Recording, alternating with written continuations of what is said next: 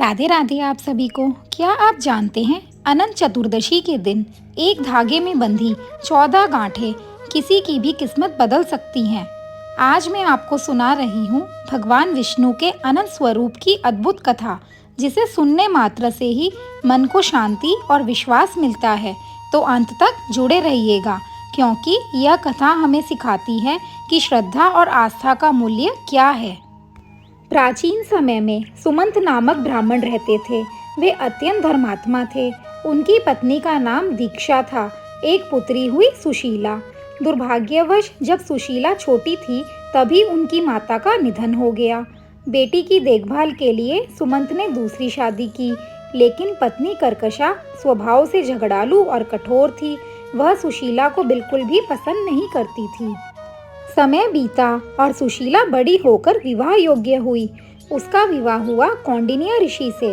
विवाह के बाद जब सुशीला अपने पति के साथ ससुराल जा रही थी तो रास्ते में एक नदी के तट पर संध्या होने लगी। ऋषि कौंडिन्य स्नान और संध्या वंदन करने चले गए। इधर सुशीला ने देखा कि कुछ स्त्रियां बड़ी श्रद्धा से एक विशेष पूजा कर रही हैं। उत्सुकता से उसने पूछा, बहनों, आप कौन सा व्रत कर रही हो? स्त्रियों ने उत्तर दिया, यह अनंत चतुर्दशी व्रत है। हम भगवान विष्णु के अनंत स्वरूप की पूजा करते हैं। इस धागे को अनंत सूत्र कहते हैं। इसमें 14 गांठें होती हैं जो 14 लोकों का प्रतीक हैं। इसको बांधने से जीवन में सुख समृद्धि बनी रहती है और सभी कष्ट दूर हो जाते हैं। यह सुनकर सुशीला का मन पुलकित हो उठा। उसने वही श्रद्धा से भगवान की पूजा की और अपनी कलाई पर अनंत सूत्र बांध लिया। इसके बाद से कौंडिन्य और सुशीला के जीवन में सुख और वैभव का प्रभाव होने लगा। धन धान्य, मान सम्मान सब कुछ मिल गया। लेकिन एक दिन कौंडिन्य ऋषि ने सुशीला की कलाई पर बंधा अनंत सूत्र देखा और क्रोध में बोले, यह क्या है? क्या तुम कोई जादू टोना करती हो? यह सब समृद्धि मेरी मेहनत से आई है, किसी धागे से नहीं। सुशीला ने समझाने की बहुत कोशिश की, पर कौंडिन्य ने उस धागे को तोड़कर आग में फेंक दिया। भगवान अनंत का अपमान होते ही उनके जीवन का वैभव नष्ट होने लगा। धन संपत्ति चली गई। घर में दरिद्रता और दुख का वास हो गया।